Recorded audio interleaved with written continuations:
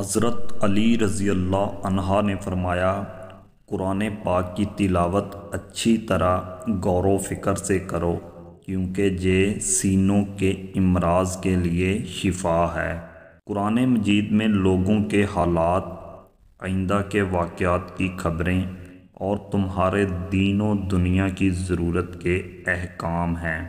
وہ شخص جس کے بھائی دوسروں کے محتاج ہوں وہ لائق سعادت نہیں۔ لوگوں سے ان کی ذہنی سطح اور فہم کے مطابق بات کرو۔ جس شخص کا اخلاق برا ہوتا ہے وہ اپنے آپ کو عذاب اور تکلیف میں مبتلا کرتا ہے۔ سخی ہمیشہ اپنا مال خرچ کر کے اپنی عزت محفوظ رکھتا ہے، جبکہ بخیل عزت دے کر مال بچا لیتا ہے۔ دنیا کی طلاق جنت کا مہر اور دنیا کی طلب تمام فتنوں کا سر ہے۔ اگر دنیا کی کوئی چیز ہاتھ سے چلی جائے تو اس پر بچوں کی طرح گریہ زاری نہ کر۔ باپ کے حق میں بیٹے کی شہادت قبول نہیں کی جاتی۔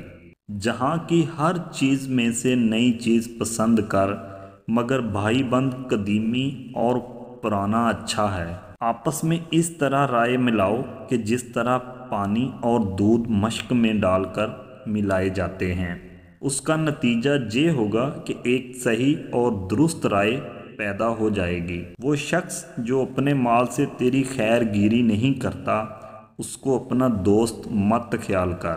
دنیا زہر ہے اور اسے وہ شخص کھاتا ہے جو نادان ہے۔ دوست اس وقت تک دوست نہیں جب تک مصیبت میں ہمدردی، غیر حاضری میں حفظ ناموس اور مرنے کے بعد ذکر خیر نہ کرے۔ آدمی کے لیے یہ سب سے زیادہ سخت مصیبت ہے کہ اس میں عقل نہ ہو۔ بے شک دنیا اور آخرت کی مثال ایسی ہے جیسے کسی شخص کی دو بیویاں ہوں، جب ایک کو راضی کرتا ہے تو دوسری ناخوش ہو جاتی ہے۔ جس شخص کو اللہ تعالیٰ اپنی بہت سی نعمتوں سے نوازتا ہے، اس سے بہت سے لوگوں کی حاجات وابستہ کر دیتا ہے۔ نیک بیوی ایک طرح کی راحت، غم و فکر ایک قسم کا بڑھاپا اور حسد ایک طرح کا عذاب ہے۔ جو شخص اپنی تکلیف لوگوں پر ظاہر کرتا ہے وہ اپنے آپ کو دوہرے عذاب میں پھنساتا ہے۔ اگر دوست ناشکری کرے تو بھی اسے قطع تعلق نہ کرو۔